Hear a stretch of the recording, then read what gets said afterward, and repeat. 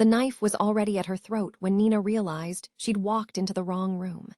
Lee Ho stood in the shadows, dripping wet from the shower, ink-black tattoos writhing across his chest, and murder in his eyes.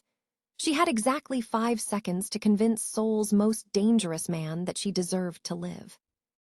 This woman just stumbled into the private domain of a Korean crime lord who'd sworn off all women after tragedy destroyed him 12 years ago, and she was about to become the one thing that could break him or save him. If you want a story that will grip you from start to finish, subscribe to Afro-Korean World right now and smash that notification bell. What happens next will leave you breathless. Nina Kim clutched the mop handle so tight her knuckles turned white. The Imperial Palace Hotel's basement hallway stretched before her like a prison corridor, dim and endless. Her reflection in the polished floor looked like a ghost, thin and fatting. 3 months. That's how long she'd been in Seoul. 3 months since she'd fled Chicago with nothing but a suitcase and shame. 3 months of sleeping in a hostel that smelled like mildew and broken dreams. 3 months of scrubbing toilets and pretending she didn't understand Korean when guests complained about her. Her phone buzzed. Another message from her mother. "Your sister's wedding is in 2 weeks. Will you be there?" Nina deleted it without responding. She couldn't go back. Not after what she'd done. Not after she'd destroyed her family's trust in one stupid, reckless moment. Her supervisor's voice crackled through her earpiece. "Kim, presidential suite, 18th floor, VIP checkout. I need it spotless in 30 minutes. Nina's stomach dropped. The 18th floor. That was the floor they whispered about in the break room. The floor where Seoul's elite stayed when they wanted privacy. The floor where questions weren't asked and eyes were kept down. "Yes, ma'am," Nina said. She pushed her cart toward the service elevator, every muscle in her body screaming exhaustion. She hadn't slept properly in weeks. Every time she closed her eyes, she saw her ex-fiancé's face. The betrayal, the lies, the moment she'd walked in on him with her best friend. The elevator doors opened on the 18th floor, and the world changed. Marble floors stretched in every direction, gleaming under crystal chandeliers. The air smelled like money, leather and expensive cologne and something else. Something dangerous. Nina checked her assignment sheet. Suite 1805. She found the room at the end of the hallway. The door was slightly ajar, a sliver of darkness visible through the crack. Strange. VIP guests usually locked their doors. Nina knocked. "Housekeeping." Silence. She knocked again, louder this time. "Housekeeping, I'm here to clean the suite." Nothing. Nina hesitated. Her supervisor had been clear. 30 minutes. Spotless. No excuses. She couldn't afford another mistake. Couldn't afford to lose this job. It was the only thing keeping her off the streets. She pushed the door open. The suite was massive. Floor-to-ceiling windows overlooked Seoul's skyline, the city lights twinkling like scattered diamonds. A leather sofa sat in the center of the room, untouched. The bed was made pristine. But something was wrong. The bathroom door was open. Steam poured out in thick clouds, filling the suite with heat and the scent of sandalwood. Water was running. Someone was here. Nina's heart started to pound. She should leave. She should back out of this room right now and tell her supervisor there'd been a mistake. But before she could move, a shadow emerged from the steam. Lee Ho stepped into the light, and Nina's breath stopped. He was shirtless, water dripping down his neck and chest. Tattoos covered his torso, intricate black designs that looked like they'd been carved by a master. A dragon coiled around his ribs. Korean characters wrapped around his shoulders. Scars crisscrossed his abdomen, old wounds that told stories of violence. His face was sharp, brutal, beautiful. Dark eyes that could cut through steel. A jaw that looked like it had never known softness. Wet hair pushed back from his forehead. He looked at Nina, and the temperature in the room dropped 10 degrees. "Who are you?" His voice was quiet, controlled, deadly. Nina's throat went dry. "I'm housekeeping. I'm so sorry, sir. The door was open. I thought the room was empty." He didn't move, didn't blink, just stared at her with those black eyes like he was deciding how much effort it would take to kill her. The door was locked, he said. It was open, Nina insisted. Her voice came out smaller than she intended. I knocked, no one answered. Lee Ho's jaw tightened. He crossed the room in 3 strides, grabbed his phone from the nightstand, and made a call. He spoke in rapid Korean, his tone sharp and commanding. Nina understood enough to know he was angry, very angry. When he hung up, he turned back to her. Someone tampered with my door. Someone wanted you to walk in here. Nina's blood went cold. What? Why would anyone? To test me, he said, to see if I've gone soft. He moved closer, and Nina instinctively stepped back. Her spine hit the wall, trapped. Lee Ho stopped a foot away from her, close enough that she could see the tension in his jaw, close enough that she could smell him, soap and something darker, something that made her pulse race. Do you know who I am? He asked. Nina shook her head. Good, keep it that way. He stepped back, and Nina could breathe again. Leave, he said. Forget this room, forget you saw me. Nina nodded quickly. She turned toward her cart, but her hands were shaking so badly she couldn't grip the handle. Her vision blurred. The room tilted. She hadn't eaten since yesterday morning. Her body was running on empty, and the adrenaline crash was hitting her all at once. She stumbled, her knees buckled. Lee Ho caught her before she hit the ground. His arm wrapped around her waist, solid and strong. He held her against his chest, and Nina could feel his heartbeat, steady and controlled even as hers raced out of control. When did you last eat? His voice was different now, quieter, almost gentle. Yesterday, Nina whispered. Lee Ho's grip tightened. Then he lifted her effortlessly and carried her to the sofa. He set her down carefully, like she was something fragile. Stay here. He disappeared into the suite's kitchen. Nina heard cabinet doors opening, the clink of dishes. A few minutes later, he returned with a tray. Rice, grilled fish, kimchi, soup, a full meal. He set it on the coffee table in front of her. Eat. I can't. Eat, it wasn't a request. Nina's pride wanted to refuse, but her body was screaming. Her hands were shaking. Her sister's face flashed in her mind. If she collapsed, if she ended up in the hospital, she'd lose this job. She'd lose everything. So she ate. She ate quickly, desperately, not looking at him. The food was good, better than anything she'd had in months. She finished the rice, the fish, drained the soup. When she finally stopped, the tray was empty. Lee Ho was watching her, not with judgment, not with pity, with something else, something that made her chest tighten. Thank you, Nina said quietly. He didn't respond. She stood on shaky legs and moved toward her cart. This time, she made it. She gripped the handle and pushed toward the door. What's your name? His voice stopped her. Nina turned. Nina Kim. He nodded once. Go, don't come back to this floor. Nina left. The door closed behind her, and she stood in the hallway for a long moment, her heart still pounding, her mind racing. She didn't know who Lee Ho was, but she knew one thing with absolute certainty. She had just met the most dangerous man in Seoul. And he had shown her mercy. Nina is out here fighting to survive in a foreign city, starving herself, barely holding on. If you believe hardworking people deserve compassion, that struggle doesn't define worth, then subscribe to Afro-Korean World right now. Only heartless people scroll past without subscribing. Comment what time you're watching and tell me, should Nina trust Lee Ho or run as far as she can? Because what happens next will shatter everything. The next morning, Nina's supervisor cornered her in the break room. Kim, you're being reassigned. Nina's stomach sank. Where? 18th floor. Suites 1801 through 1810. Permanent assignment. Nina's hands went cold. Mrs. Choi, please. I can work any other floor, just not. This came from management. Mrs. Choi's expression was hard. High-priority guest requested you specifically. You refuse this assignment, you're fired. Understand. Nina's throat tightened.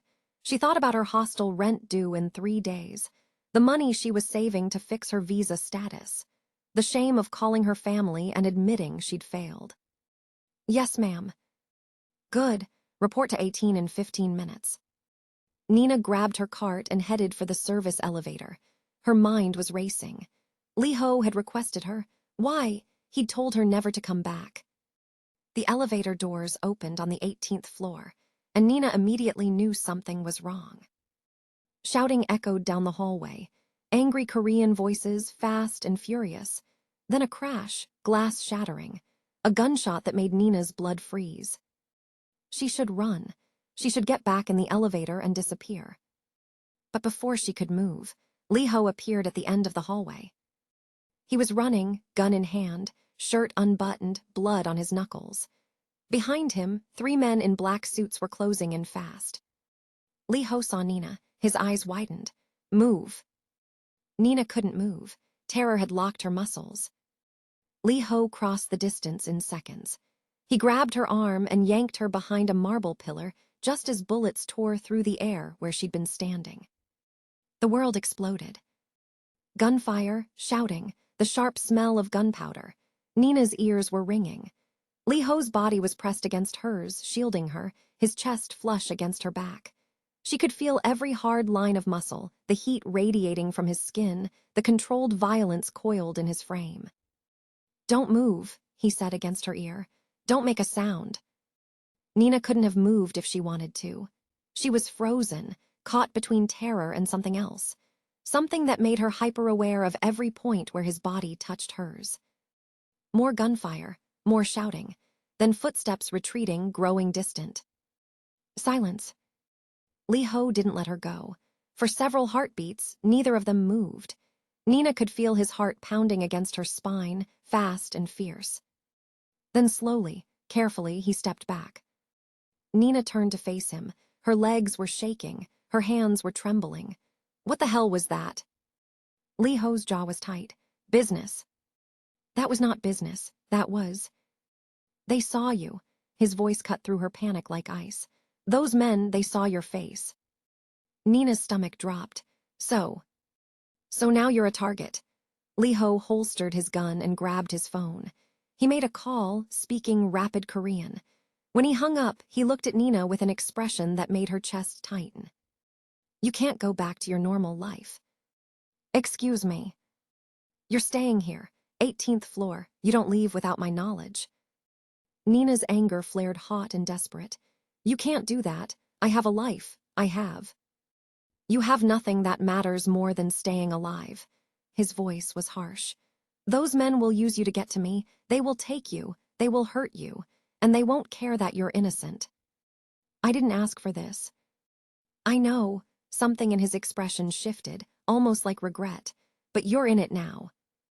Nina wanted to scream, wanted to fight, but the look in his eyes stopped her. It wasn't just control. It was fear. Real, raw fear. Why do you care? She demanded. You don't even know me. Lee Ho was quiet for a long moment.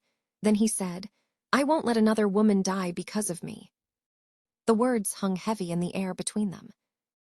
Another woman. Nina's breath caught. What happened? Lee Ho's jaw clenched. He turned away. It doesn't matter. It does, if you're using it as an excuse to control my life. He spun back to face her, and the intensity in his eyes made her step back. 12 years ago, the woman I loved died in a hotel hallway. She died because I trusted the wrong person. She died because I let her get close. She died in my arms and I couldn't save her. Nina's anger dissolved. She could see it now, the weight he carried, the guilt that had been crushing him for over a decade. I'm sorry, she whispered. I don't want your pity. Lee Ho's voice was hard again. I want you alive, that's all. He pulled out his phone again and made another call. When he finished, he looked at Nina. Your hostel rent is paid. Your visa is being handled. You'll stay in Suite 1803. You'll work, but only on this floor where I can protect you. Nina's throat tightened. I can't accept this. You don't have a choice. Everyone has a choice. Lee Ho stepped closer, close enough that she could see the faint scar above his eyebrow, close enough that she could see the exhaustion in his eyes. Not this time, he said quietly. Not when your life is on the line. Nina wanted to argue, but she was tired. so tired. And for the first time since she'd fled Chicago, someone was offering her safety.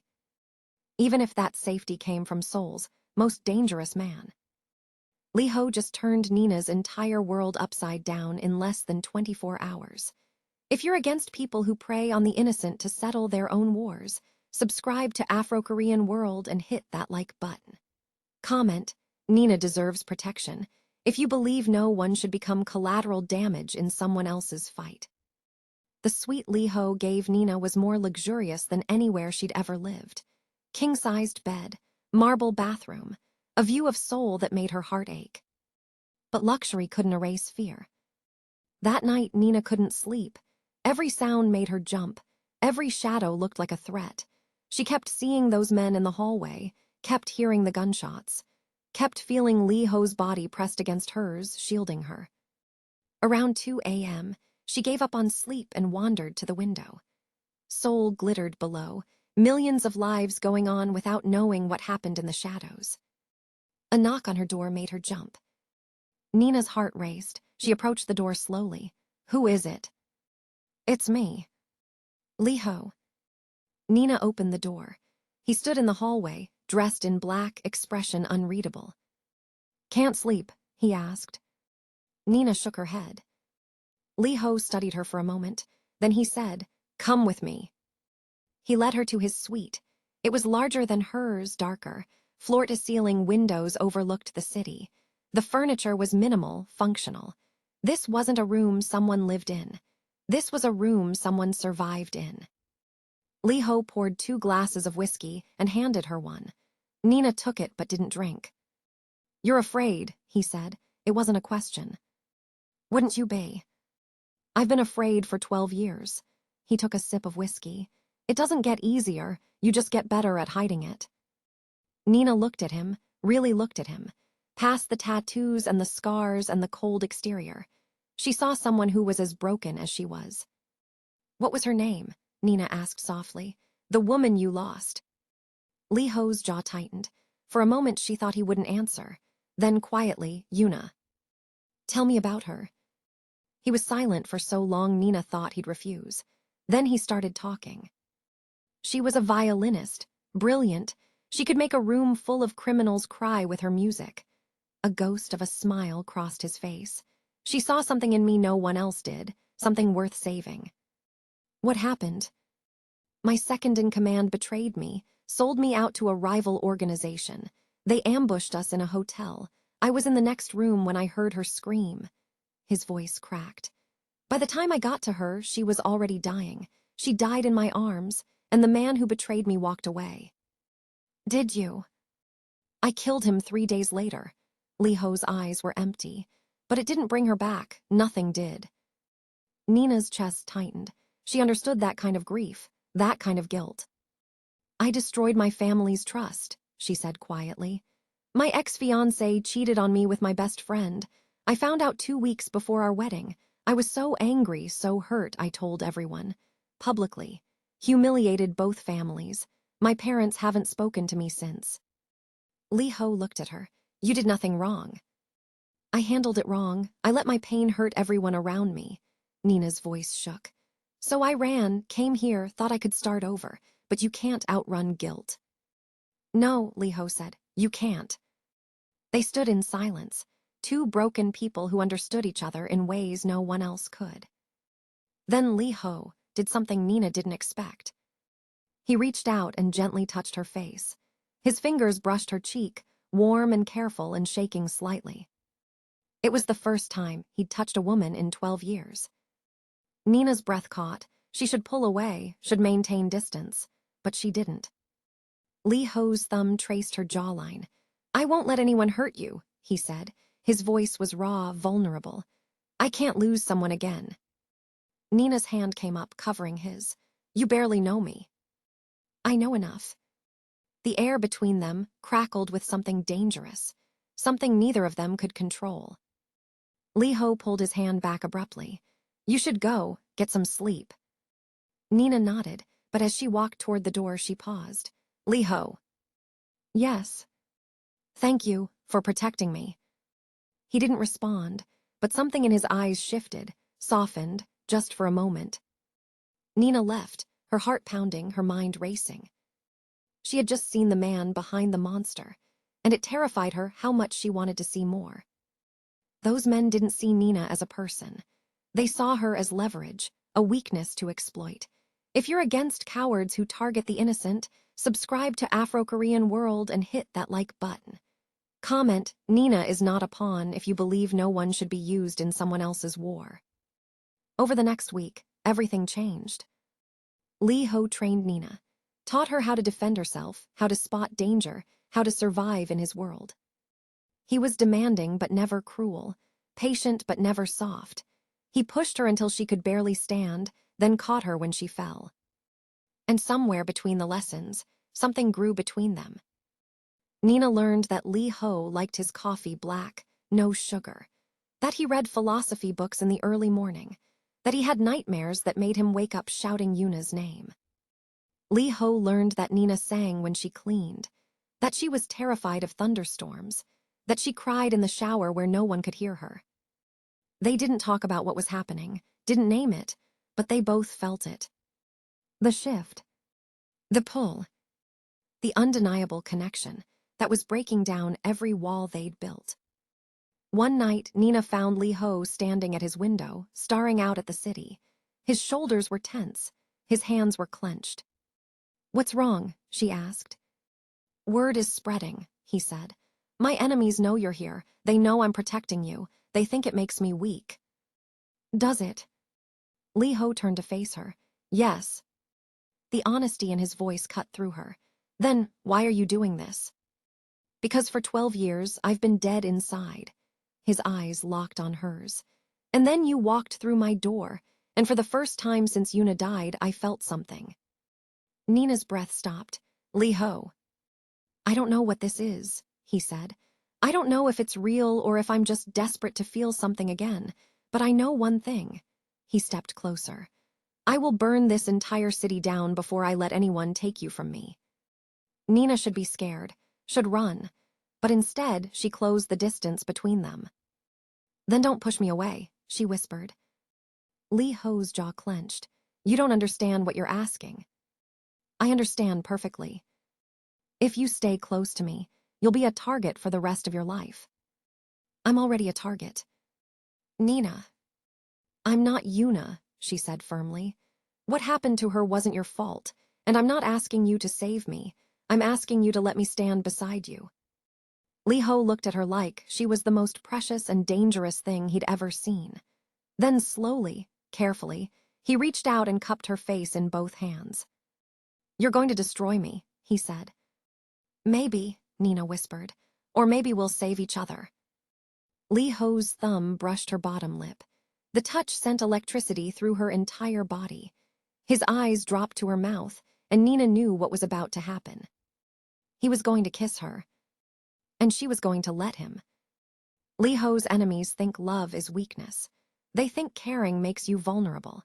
If you believe love takes more strength than hate. Subscribe to Afro-Korean World and hit that like button. Comment, "Love is strength," if you believe protecting someone is the bravest thing you can do. Because this story just reached the point of no return, and what happens next will change everything. Lee Ho kissed Nina like she was oxygen, and he'd been drowning for 12 years. His hands tangled in her hair, her arms wrapped around his neck. It was desperate and fierce and achingly tender all at once. When they finally broke apart, both of them were breathing hard. "I haven't done this in so long," Lee Ho said against her forehead. "I know. I don't know how to do this without losing myself." Nina pulled back enough to look him in the eyes. "Then we'll figure it out together." Lee Ho's expression cracked. Vulnerability flooded through. "I'm terrified of losing you." "I'm terrified too," Nina admitted. "But I'm more terrified of walking away and spending the rest of my life wondering what we could have been." Lee Ho pulled her close again, holding her like she might disappear. And for the first time in 12 years, he didn't feel alone. But their peace didn't last. 3 days later, Nina was in the hallway when she heard shouting. Lee Ho's voice, angry and commanding, then another voice. Smooth, cold, familiar. Nina's blood went cold. She recognized that voice. She pushed through Lee Ho's suite door. Lee Ho stood in the center of the room, gun drawn. Across from him stood a man in an expensive suit. Handsome, polished, dangerous. And standing beside him was someone Nina never thought she'd see again. Her ex-fiancé. Nina, Marcus smiled, but it didn't reach his eyes. Surprise. Nina's world tilted. What are you doing here? Came to bring you home, baby. Marcus's tone was light, mocking. Your family misses you. How did you? You think you can just disappear, Marcus laughed. You humiliated me, Nina, cost me my reputation. Did you really think I'd just let that go? Lee Ho stepped forward, putting himself between Nina and Marcus. Leave, now. The man in the suit smiled. Lee Ho, always so dramatic, I'm just here for a business transaction. Lee Ho's gun didn't waver. There's no transaction. Oh, I think there is. The man gestured to Marcus. See, your little girlfriend here owes my associate quite a bit. Humiliation, lost business opportunities, emotional damage. We're willing to forget all that for a price. Nina's stomach dropped. You're working with them. Marcus shrugged. You cost me everything, Nina. Figured I'd return the favor. Lee Ho's finger tightened on the trigger. You have 5 seconds to leave before I put a bullet in both of you. You won't. The suited man's smile widened. Because if you kill us, our associates will release very interesting information about your operation. Names, locations, everything. It was a trap, a carefully constructed trap. Nina's mind raced. This was her fault. Her past had followed her here, and now it was going to destroy Lee Ho. I'll go, Nina said. No, Lee Ho's voice was steel. Lee Ho, if I don't. No, he looked at her, and the intensity in his eyes took her breath away. I didn't survive 12 years of hell just to lose you to cowards. The suited man sighed. How noble, how stupid. Get out, Lee Ho said, before I decide your information is worth less than your lives. The suited man's smile faltered. He could see it in Lee Ho's eyes, the absolute willingness to pull that trigger. You're making a mistake, the man said. I've made plenty of mistakes, Lee Ho replied. This isn't one of them. Marcus grabbed Nina's arm. You're coming with me. Lee Ho moved faster than Nina had ever seen. One moment Marcus was holding her. The next, he was on the ground, Lee Ho's gun pressed against his temple. Touch her again, Lee Ho said quietly, and I'll make your death last days. Marcus went pale. The suited man raised his hands. Fine, we'll go, but this isn't over. It is, Lee Ho said. Spread the word. Anyone who comes for her answers to me. Anyone who touches her dies. No negotiations, no mercy. The suited man's expression darkened, but he nodded. He grabbed Marcus and dragged him toward the door. When they were gone, Nina collapsed against the wall. I'm so sorry, I didn't know he'd. Don't apologize. Lee Ho holstered his gun and pulled her into his arms. This isn't your fault. But your operation. I'll handle it, he cupped her face. You're more important than any operation. Nina's eyes filled with tears. You could lose everything because of me. I already lost everything 12 years ago. Lee Ho's voice cracked. You gave it back to me. I'm not losing you, not for anything. Nina kissed him, hard and desperate and full of everything she couldn't put into words. When they broke apart, Lee Ho pressed his forehead against hers. No more running, he said. Not for either of us. No more running, Nina agreed. They stood together in the ruins of Lee Ho's suite, two broken people who'd found something worth fighting for. Love wasn't weakness. Love was the strength to stand when everything else fell apart. And Nina and Lee Ho were about to prove that to everyone who doubted them. Lee Ho's enemies thought love would destroy him. They thought caring about Nina made him vulnerable. If you believe love is the strongest force in the world, subscribe to Afro-Korean World and hit that like button right now. Comment, love conquers all if you believe two people who refuse to give up can overcome anything. Because this story is far from over, and what comes next will test everything they've built together.